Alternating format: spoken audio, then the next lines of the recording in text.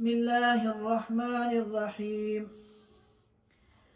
الحمد لله نحمده ونستعينه ونستغفره ونؤمن به ونتوكل عليه ونعوذ بالله من شرور أنفسنا ومن سيئات أعمالنا.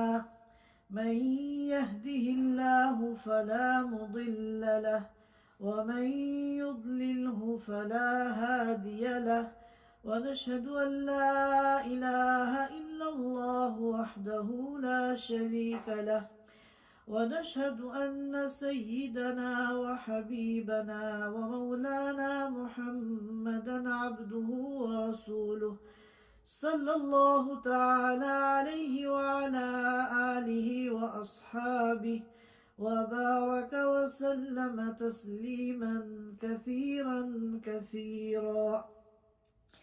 أما بعد، فأعوذ بالله من الشيطان الرجيم. كلا بل تكذبون بالدين وإن عليكم لحافظين كراما كاتبين يعلمون ما تفعلون. إن الأبرار لفي نعيم وإن الفجار لفي جحيم يصلونها يوم الدين وما هم عنها بغائبين. وما أدراك ما يوم الدين ثم ما أدراك ما يوم الدين يوم لا تملك نفس لنفس شيئا والأمر يومئذ لله. صدق اللہ العظیم. حضرات سامعین کرام، پچھلے جمعے ہم لوگوں نے سورۃ الانفطار کی ابتدائی 8 آیتوں پر گفتگو کی تھی. آج ہماری گفتگو کا موضوع اس مبارک سورت کی آیت نمبر 9 سے آخر تک ان آیات مبارکہ پر گفتگو کرنا ہے. جیسا کہ آپ حضرات جانتے ہیں کہ سورۃ الانفطار مکی صورت ہے، اور مکی صورتوں میں اللہ تعالیٰ نے خاص طور پر 3 موضوعات پر خصوصیت کے ساتھ روشنی ڈالی ہے. نمبر 1 عقیدہ توحید، نمبر 2 عقیدہ رسالت، نمبر 3 عقیدہ آخرت. چنانچہ اس صورت مبارکہ کا جو مرکزی عنوان ہے وہ عقیدہ آخرت ہے. عقیدہ آخرت یہ ایسا عقیدہ ہے جس کا انسانی زندگی میں بہت اہم کردار ہے.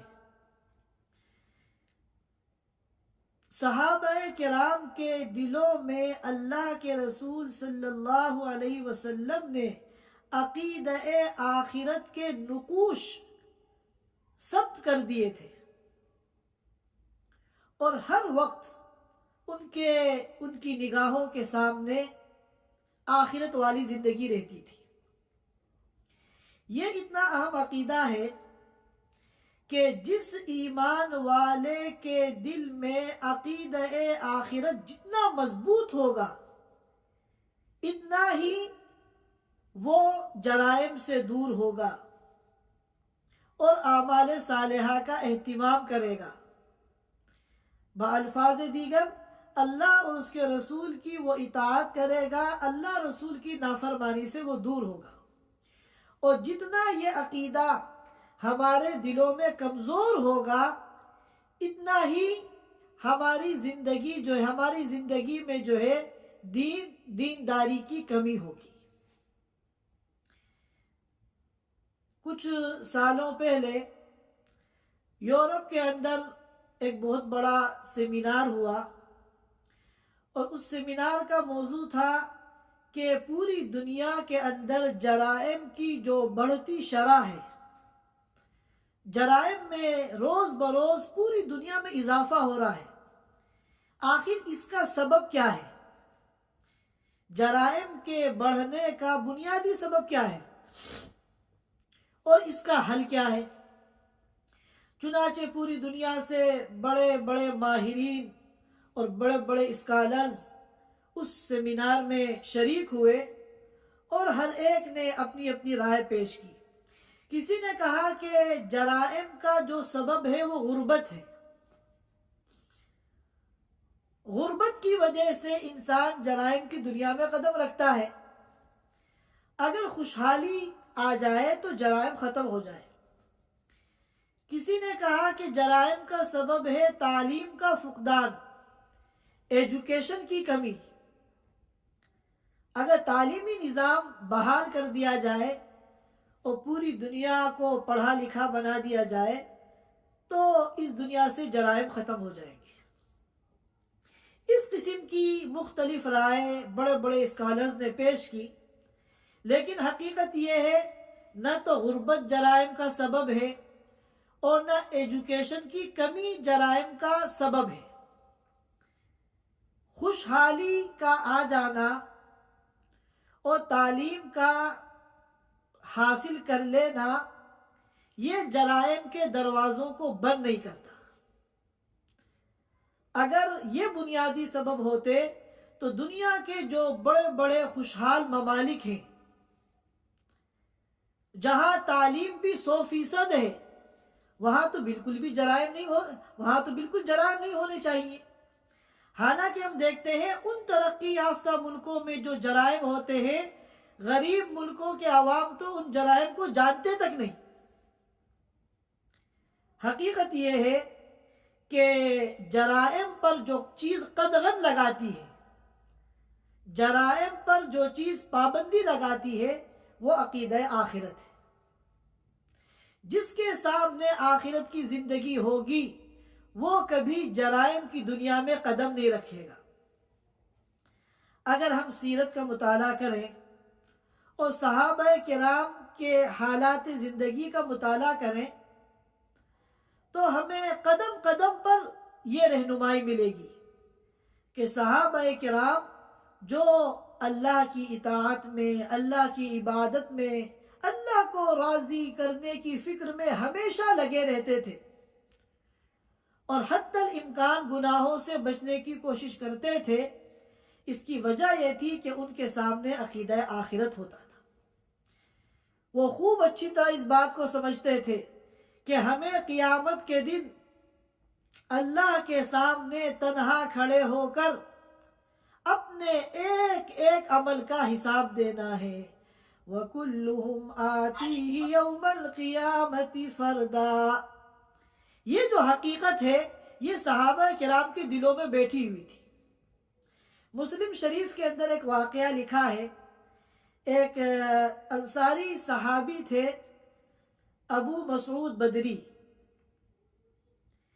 وہ ایک مرتبہ اپنے غلام کو کوڑے سے مار رہے تھے۔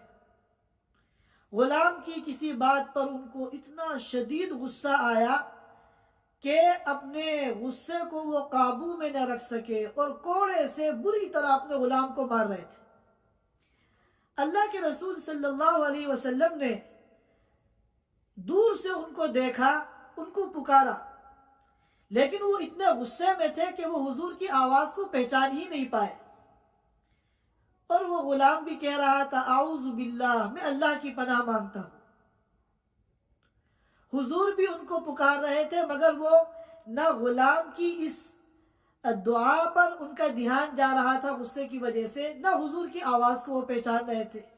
یہاں تک کہ حضور صلی اللہ علیہ وسلم جب بالکل قریب آ گئے تو غلام نے کہا اعوذ برسول اللہ، میں اللہ کے رسول کی پناہ مانگتا ہوں۔ یہ جملہ ابو مسعود انصاری رضی اللہ تعالیٰ نے جب سنا تو ایک دم ان کا ماتھا جو ہے وہ ٹھنکا کہ یہ جو آواز کوئی مجھے دے رہا ہے کہ اللہ کے رسول کی آواز تو نہیں ہے۔ جب تک اللہ کے رسول صلی اللہ علیہ وسلم بھی وہاں پہنچ گئے۔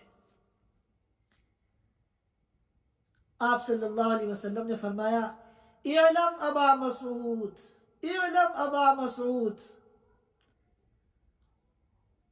فرمایا کہ جتنی قدرت تمہیں اپنے اس غلام کے اوپر ہے، اس سے کہیں زیادہ قدرت اللہ کو تمہارے اوپر ہے۔ بس اب تک غصے کی وجہ سے جو ایک پردہ پڑا ہوا تھا وہ پردہ جیسے کہ ہٹ گیا، اور ان کے ہاتھ سے جو ہے کوڑا گر گیا، اور ان کو احساس ہو گیا کہ میں نے اپنے غصے میں مغلوب ہو کر جو اس مسکین غلام کو مارا ہے، کل قیامت کے دن مجھے اللہ کے سامنے کھڑے ہو کر اس کا حساب دینا ہوگا۔ انہوں نے فوراً کہا کہ اے اللہ کے رسول، میں نے اس کو آزاد کر دیا، اور کہا کہ اب میں پوری زندگی کبھی کسی غلام پر ہاتھ نہیں اٹھاؤں گا۔ آپ صلی اللہ علیہ وسلم نے فرمایا کہ اگر تم اس کو آزاد نہ کرتے تو کل قیامت کے دن جہنم کی آگ تمہیں جھلسا دیتی۔ تو یہ وہ صحابہ کرام تھے کہ اتنا بڑا انہوں نے ایک لمحے کے اندر فیصلہ کر دیا۔ غلام جو ہے یہ کوئی معمولی چیز نہیں ہوتا تھا، یہ گائے بیل بکری کی طرح نہیں، بلکہ بہت قیمتی متاع اور بہت قیمتی چیز ہوتی تھی۔ لیکن جب آخرت کا تصور ان کے ذہن میں آیا،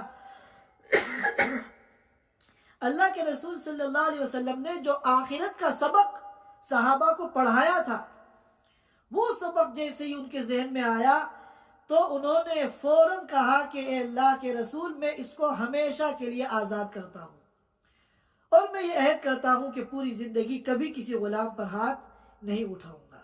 ہم اس طرح کے واقعات اگر مطالعہ کریں تو ہمیں معلوم ہوگا کہ صحابہ کرام کے لیے بڑی سے بڑی اطاعت اور دین کے لیے بڑی سے بڑی قربانی اس لیے آسان ہو جاتی تھی کہ انہوں نے دنیا کو آئیڈیل ہوم بنایا ہی نہیں، دنیا کو انہوں نے کبھی مقصد زندگی بنایا ہی نہیں۔ ان کی نگاہوں کے سامنے ہمیشہ آخرت ہوتی تھی۔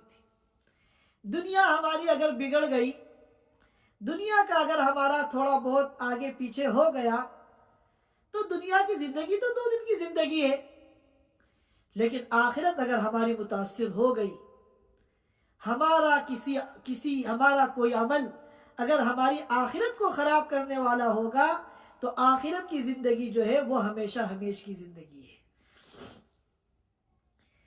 ان چند باتوں کے سمجھنے کے بعد اب ہم ان آیات کریمہ کو سمجھ لیتے ہیں جو ابھی میں نے آپ حضرات کے سامنے تلاوت کی ہے۔ اب تک کی جو آیتیں ہمارے سامنے آئی ہیں ان میں پہلے تو اللہ تعالیٰ نے قیامت کی ہولناکیاں بیان کی تھی کہ جب آسمان پھٹ جائے گا، ستارے ٹوٹ ٹوٹ کر گرنے لگیں گے، سمندروں کو بہا دیا جائے گا اور سارے سمندر مل کر ایک سمندر بن جائیں گے، اور قبروں کو اکھاڑ دیا جائے گا، مردے باہر آ جائیں گے، اور اس دن ہر انسان کو اپنے کیے کا پتہ چل جائے گا۔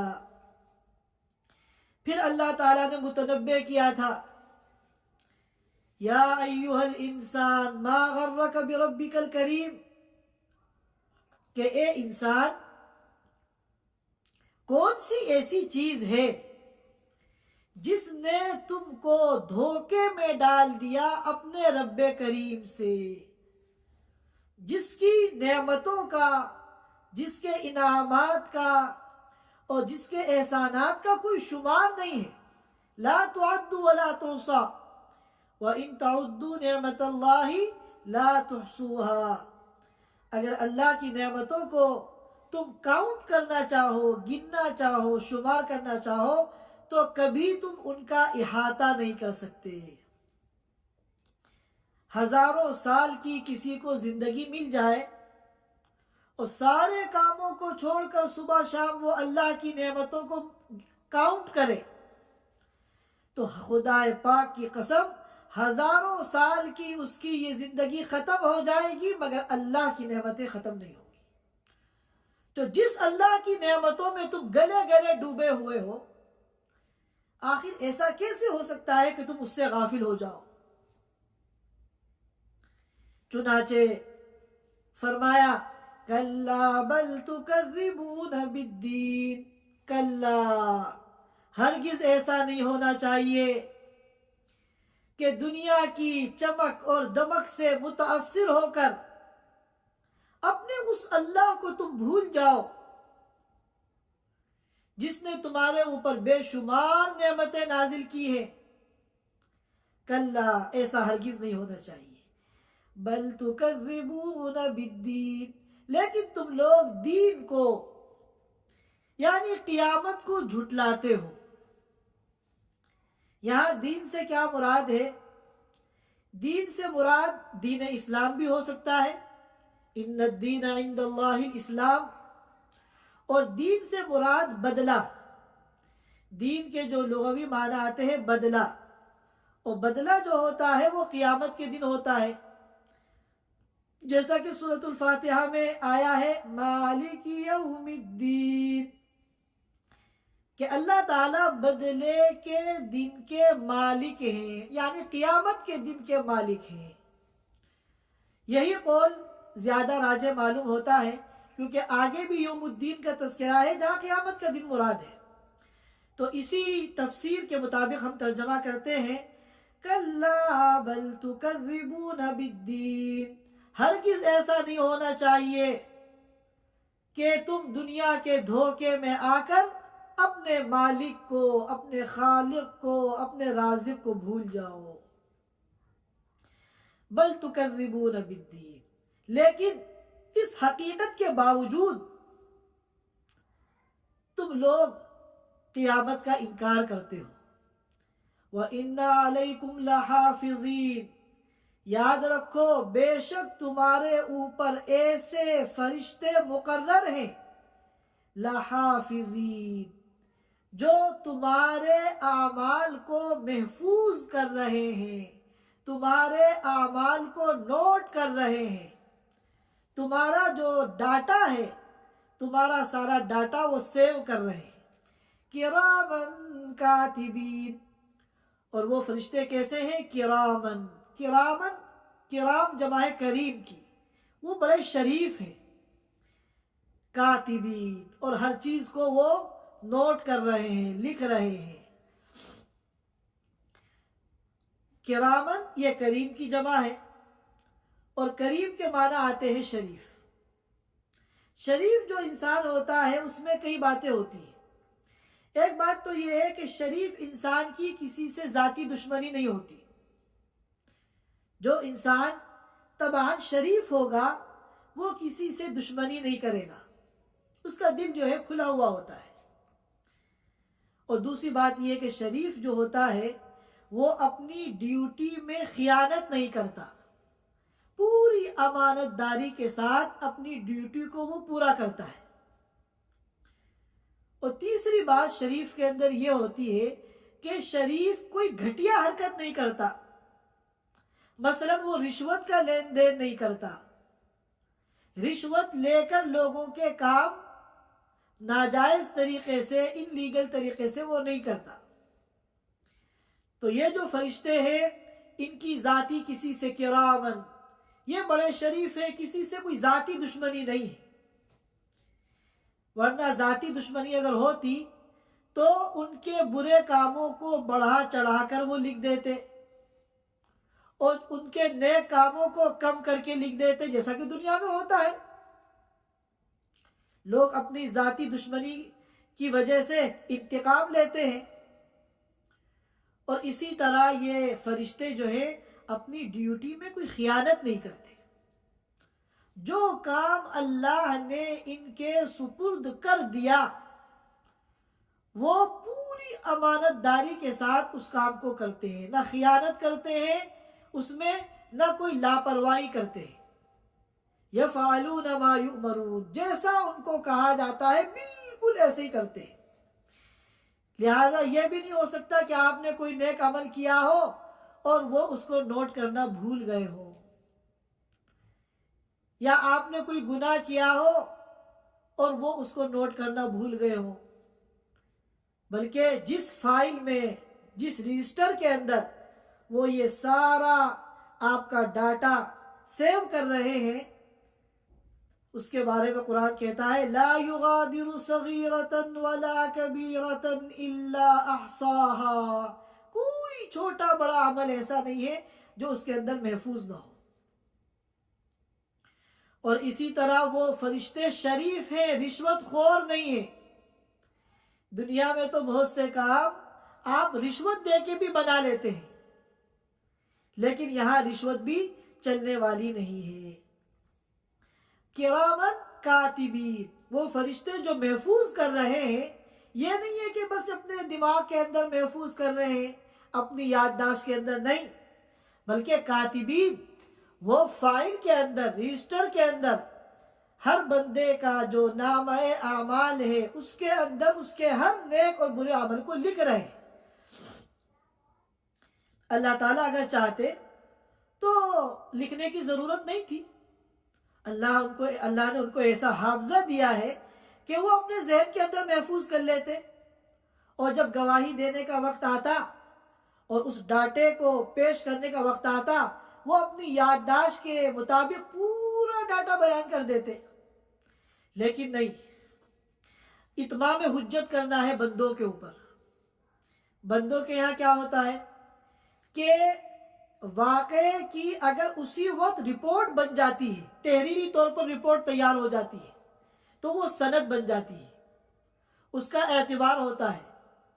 اور اگر کوئی تحریری رپورٹ تیار نہیں ہوئی، بعد میں لوگ اپنی یادداشت سے اس واقعے کو بیان کر رہے ہیں، تو پھر اس کا اعتبار نہیں ہوتا۔ تو تاکہ عقل بندے یہ نہ کہہ سکے کہ انہوں نے جو ذہن میں اس ہماری باتوں کو نوٹ کیا ہے شاید کچھ آگے پیچھے ہو گیا ہو، ان پر اتمام حجت کرنے کے لیے کاتبین، اللہ نے ان کو حکم دیا ہے کہ وہ ایک ایک عمل کو اسی وقت جو ہے لکھتے ہیں۔ یعلمون ما تفعلون، جو کچھ بھی تم کرتے ہو وہ سب جانتے ہیں۔ اب اپنے اعضاء ظاہرہ سے، ہاتھ، پیر، منہ، آنکھ، کان، ان سے جو تم کام کر رہے ہو وہ تو جانتے ہی ہیں۔ اللہ نے تو ان فرشتوں کو ایسی قدرت دی ہے کہ تمہارے دل میں جو خیالات آتے ہیں یہ ان کو بھی جانتے ہیں۔ چنانچہ بخاری شریف کے اندر روایت ہے کہ اگر کوئی بندہ کسی نیک کام کا ارادہ کرتا ہے، ارادہ کہاں ہوتا ہے؟ دل کے اندر، ابھی اس عمل کو کیا نہیں بلکہ دل میں ابھی خیال آیا ہے، تو اس پر بھی اس کو ایک نیکی ملتی ہے۔ اب ظاہر نیکی کب ملے گی؟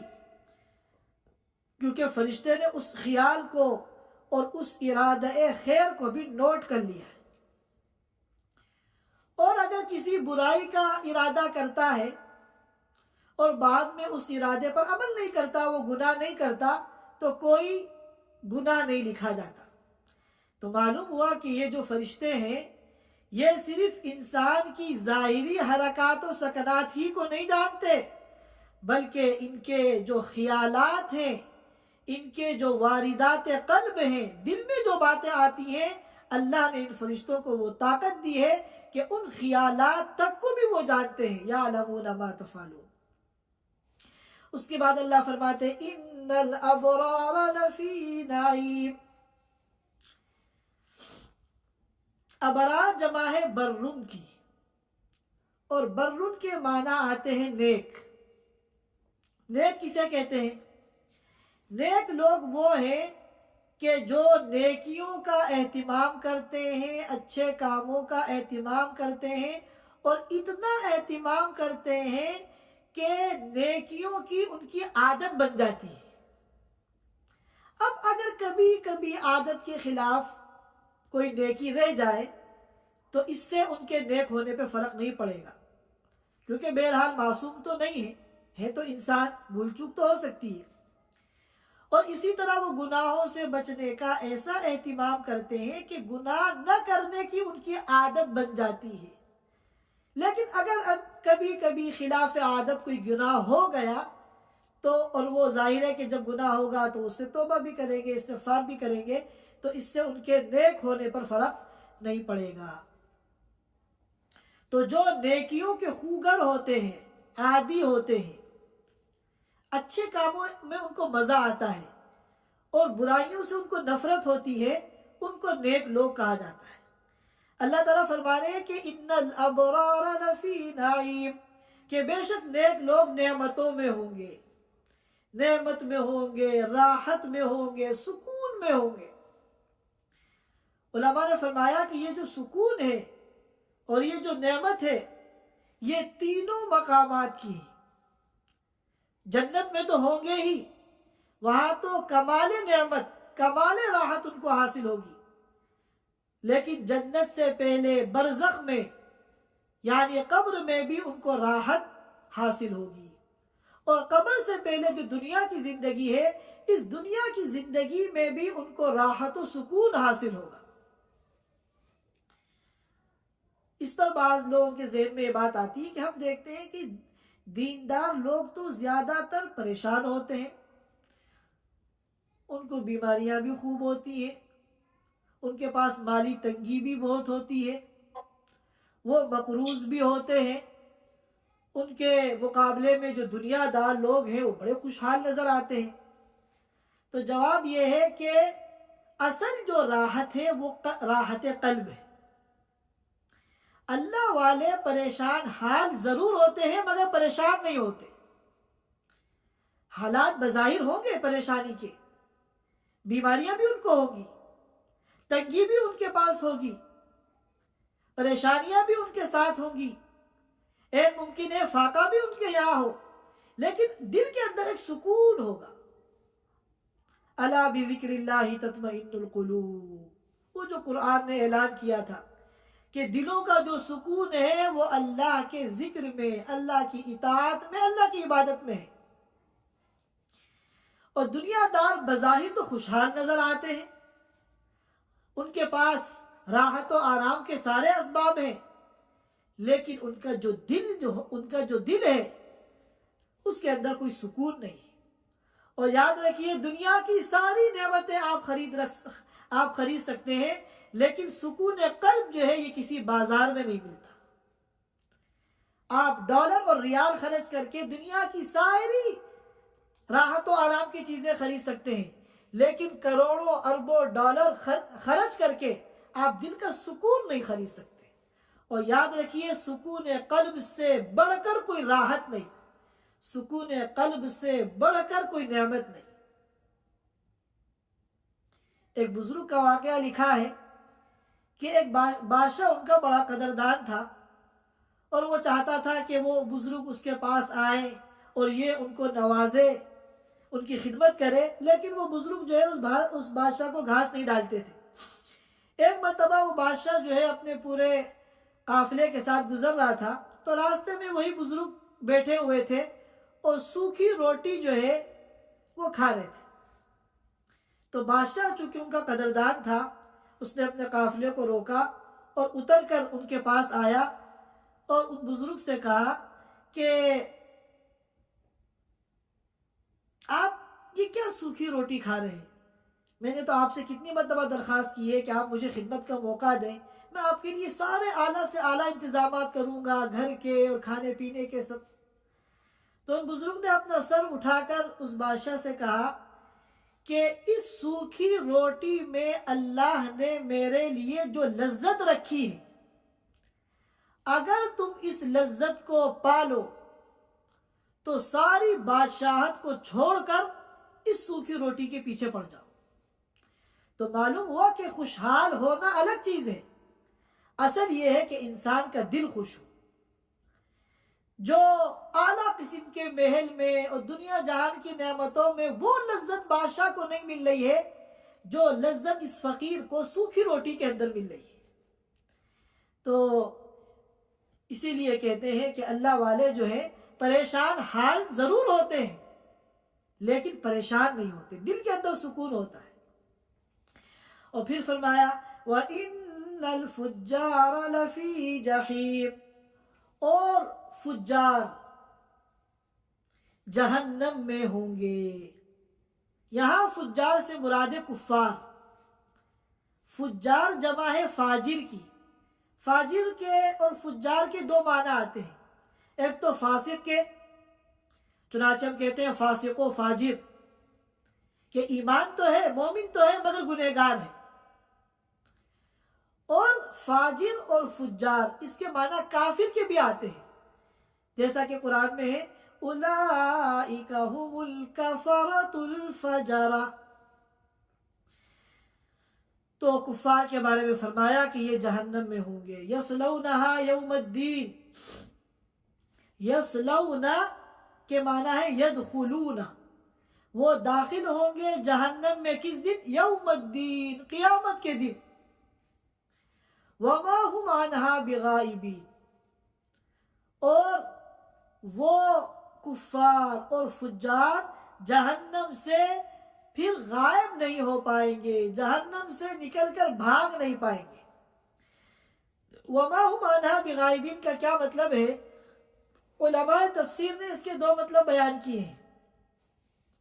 ایک مطلب تو یہ ہے کہ جو میں نے ابھی بیان کیا، کہ جب یہ لوگ قیامت کے دن جہنم میں داخل ہو جائیں گے تو پھر وما هم عنہا بغائبین، پھر یہ جہنم سے کبھی نکل نہیں پائیں گے، جہنم سے غائب نہیں ہو پائیں گے، یعنی جہنم سے نکل کر کبھی بھاگ نہیں پائیں گے. ظاہر ہے کہ یہ حکم کفار ہی کا ہے. جو ایمان والے گنہگار ہیں وہ بھی اپنے گناہوں کے بقدر جہنم میں جائیں گے، لیکن ہمیشہ ہمیش کے لیے نہیں. جب ان کے گناہوں کی سزا پوری ہو جائے گی تو پھر ان کو جنت میں داخل کر دیا جائے گا. ایک مطلب تو یہ ہے. اور دوسرا مطلب وما هم عنہا بغائبین کا علماء نے یہ بیان کیا کہ وما هم عنہا بغائبین سے عذاب قبر کی طرف اشارہ ہے. کیا مطلب ہے؟ ان دونوں آیتوں کو ملائیے. یصلونہا یوم الدین وما هم عنہا بغائبین، کہ باقاعدہ ان کی انٹری جہنم کے اندر تو قیامت کے دن ہوگی. باقاعدہ جو انٹری ہوگی جہنم کے اندر کفار کی، وہ تو قیامت کے دن ہوگی. لیکن قیامت سے پہلے، عالم آخرت سے پہلے جو عالم برزخ ہے، یعنی قبر کا جو عالم ہے، اس میں بھی یہ جہنم سے غائب نہیں رہیں گے، بلکہ جہنم کی کھڑکی ان کی قبر میں کھلی رہے گی، اور جہنم کے عذاب کا مزہ عالم قبر میں، عالم برزخ میں بھی یہ چکھتے رہیں گے. باقاعدہ انٹری جہنم میں یہ تو ہوگا قیامت کے دن، یصلونہا یوم الدین. لیکن اس سے پہلے جو عالم برزخ ہے، جس کو ہم عالم قبر کہتے ہیں، اس میں بھی یہ جہنم سے دور نہیں ہوں گے. وما هم عنہا بغائبین، بلکہ جہنم کی کھڑکی کھلی ہوگی، اور جہنم کی جو گرم ہوائیں ہیں اس سے ان کو اذیت اور تکلیف کا سامنا کرنا پڑے گا. اس کے بعد فرمایا وما ادراک ما یوم الدین ثم ما ادراک ما یوم الدین. اے نبی آپ کو کیا معلوم قیامت کا دن کیا ہے؟ ثم ما ادراک ما یوم الدین، پھر اے نبی آپ کو کیا پتا قیامت کا دن کیا ہے؟ یہ بات میں آپ کو بتا چکا ہوں. بعض مرتبہ کسی بات کی اہمیت کے پیش نظر پہلے ایک سوال قائم کیا جاتا ہے. والسماء والطارق وما ادراک ما الطارق انا انزلناہ فی لیلۃ القدر وما ادراک ما لیلۃ القدر. جیسا کہ ہم کہتے ہیں کوئی بات کہنے سے پہلے تمہیں پتہ بھی ہے اس کے بارے میں، اور جب غیر معمولی اہمیت دینی ہوتی ہے تو کئی مرتبہ سوال کیا جاتا ہے، ایک سے زائد مرتبہ. چنانچہ یہاں بھی اللہ نے قیامت کے ایک خاص مرحلے کو، ایک خاص کیفیت کو بیان کرنے سے پہلے 2 مرتبہ سوال قائم کیا ہے، تاکہ اس بات کو بیان کرنے سے، سننے سے پہلے مخاطب خوب اچھی طرح متوجہ ہو جائے. پہلا سوال وما ادراک ما یوم الدین، اے نبی آپ کو کیا پتا قیامت کے دن کیا ہے؟ ثم ما ادراک ما یوم الدین، پھر اے نبی آپ کو کیا پتا قیامت کا دن کیا ہے؟ اب اس بات کو بیان کر رہے ہیں جس کی اہمیت کے پیش نظر دو مرتبہ سوال کیا، یوم لا تملک نفس لنفس شیئا والامر یومئذ للہ، جس دن کے کوئی نفس کسی نفس کا کچھ بھی مالک نہیں ہوگا، جس دن کے کوئی انسان کسی انسان کا ذرہ برابر بھی مالک نہیں ہوگا، وہاں پر صرف اور صرف اللہ کا حکم چلے گا، کوئی وہاں پر کسی کے کام نہیں آئے گا، کوئی بھی وہاں پر کسی کے کام نہیں آئے گا۔ دنیا میں تو کتنا بڑا سے بڑا مجرم ہو، کوئی نہ کوئی کچھ نہ کچھ اس کے ہمدرد بھی ہوتے ہیں،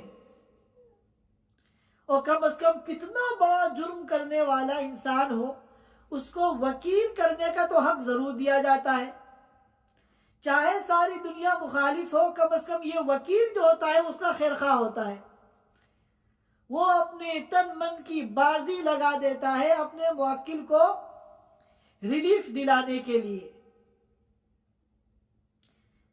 لیکن وہاں پر کسی کو وکیل کرنے کا بھی حق نہیں ہوگا، کوئی ذرہ برابر کسی کے کام نہیں آئے گا۔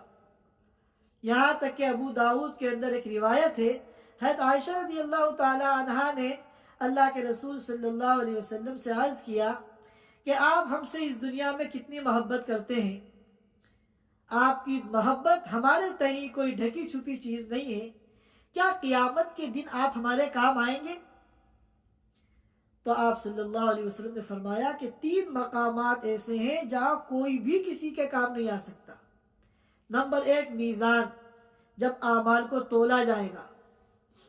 نمبر 2 تقسیم اعمال، جب نامہ اعمال تقسیم کیے جائیں گے، کسی کے دائیں ہاتھ میں کسی کے بائیں ہاتھ میں۔ نمبر 3 پل صراط پہ گزرنے کا جب مرحلہ آئے گا تب کوئی کسی کے کام نہیں آئے گا۔ یہاں پر ایک سوال پیدا ہوتا ہے کہ بعض روایتوں سے یہ ثابت ہے کہ فرشتے اور انبیاء، اور جبکہ سید الانبیاء رسول اللہ صلی اللہ علیہ وسلم یہ لوگوں کے لیے سفارش کریں گے، اور ان کی سفارش کو اللہ تعالیٰ ایکسیپٹ بھی کریں گے، تو ان کی سفارش تو کام آئے گی۔ یہاں کہا جا رہا ہے یوم لا تملک نفس لنفس شیئا، کوئی انسان کسی انسان کے کچھ بھی کام نہیں آئے گا، حالانکہ وہاں سفارشات ہوگی اور وہ کام بھی آئیں گی۔ تو اس کے 2 جواب دیے گئے۔ ایک جواب تو یہ دیا گیا کہ یہ بات جو کہی گئی ہے یہ تو قیامت کے دن کے بارے میں، یوم لا تملک نفس لنفس شیئا، قیامت کے دن تو کوئی بھی کسی کے کام نہیں آئے گا، یہاں تک کہ سفارش بھی کوئی نہیں کر سکتا۔ اور یہ جو سفارشات کا سلسلہ ہے یہ قیامت کے مرحلے کے بعد ہے، جب جنت و جہنم میں جانے کا مرحلہ آئے گا تب اس کے بعد یہ سفارش ہوگی۔ اور بعض حضرات نے اس کا جواب یہ دیا کہ اس دن بھی سفارش کوئی اپنے اختیار سے نہیں کر پائے گا، اللہ جس کو اجازت دیں گے، اللہ جس کو اجازت دیں گے وہی سفارش کر سکتا ہے۔ اللہ کی اجازت کے بغیر کوئی اگر کسی کے کام آنا چاہے، سفارش کرنا چاہے، تو اس دن اس کو اس کا حق نہیں ہے۔ وَالْأَمْرُ يَوْمَئِذٍ لِلَّهِ، اور حکم جو ہے وہ اس دن صرف اللہ کا ہوگا، حکم صرف اللہ کا چلے گا، آرڈر صرف اللہ کا چلے گا۔ یہاں بھی ایک سوال یہ پیدا ہوتا ہے، حکم تو آج بھی اللہ ہی کا چلتا ہے، یہ تو قیامت کے دن کی کوئی خصوصیت نہیں ہے، آج بھی دنیا میں حکم کس کا چلتا ہے؟ اللہ کا چلتا ہے۔ ان الحکم الا للہ۔ اس کا جواب یہ ہے کہ بے شک آج بھی حکم اللہ ہی کا چلتا ہے، چنانچہ کوئی پتا اس دنیا کے اندر اللہ کے حکم کے بغیر حرکت نہیں کر سکتا، لیکن دنیا میں بہت سے ایسے لوگ ہیں جو اپنی آمریت اور اپنی حکمرانی کا دعویٰ کرتے ہیں. جو پرنسپل ہے اسکول کا وہ یہ کہتا ہے اس اسکول میں میرا آرڈر چلے گا. ملک کا وزیر اعظم ہے وہ یہ کہتا ہے کہ اس ملک میں میرا آرڈر چلے گا. کسی ہاسپٹل مستشفیٰ کا مدیر ہے وہ مدیر کہتا ہے کہ میری چلے گی. تو دنیا میں تو بہت سے ایسے جھوٹے دعوے دار ہو سکتے ہیں کہ جو کہیں کہ میرا حکم چلے گا, میرا آرڈر چلے گا, لیکن قیامت کے دن تو یہ بھی نہیں ہوگا. کوئی جھوٹا دعوے دار بھی نہیں دعویٰ کر سکتا کہ آج میری چلے گی. وہاں تو اعلان ہوگا لمن الملک اليوم, آج کس کی بادشاہت ہے, آج کس کا آرڈر اور کس کا حکم ہے. تو پھر جواب آئے گا للہ الواحد القہار, صرف ایک اس اللہ کا جو تنہا ہے اور قہار ہے. یہ ان آیات مبارکہ کا ترجمہ تھا اور تفسیر تھی. اس سورت کا جو پیغام ہے جو مختصراً ہمیشہ ہمیں اپنے سامنے رکھنا چاہیے وہ ایمان بالآخرت ہے. اگر ہم ہر عمل کے وقت آخرت کو اپنے سامنے رکھیں اور یہ تصور کریں کہ ہمارا ہر عمل کرامن کاتبین لکھ رہے ہیں اور ایسی فائل میں ہمارا یہ ڈاٹا سیو ہو رہا ہے جو لا یغادر صغیرۃ ولا کبیرۃ الا احصاها, اور کل وَكُلُّهُمْ آتِيهِ يَوْمَ الْقِيَامَةِ فَرْدًا, ہر ایک کو اللہ کے سامنے کھڑے ہو کر اکیلے تنہا, کوئی ترجمان بھی بیچ میں نہیں ہوگا. روایتوں میں آتا ہے اپنے ایک ایک عمل کو کا حساب دینا ہے. چنانچہ یہ جو میں عمل کرنے جا رہا ہوں اس کا بھی کل مجھے تنہا اللہ کے سامنے کھڑے ہو کر حساب دینا ہے. جتنا ہمارا عقیدہ آخرت مضبوط ہوگا اتنی ہماری زندگی میں صلاح اور فلاح آئے گا اور ہم اللہ کی اطاعت کرنے والے بنیں گے اور اللہ کی نافرمانی سے اور اللہ کی معصیت سے بچنے والے بنیں گے. اللہ تعالی ہم سب کو کہنے سننے سے زیادہ عمل کی توفیق عطا فرمائے. وآخر دعوانا الحمدللہ. Thanks for watching. Don't forget to like, comment, share and subscribe to Al Wahid channel.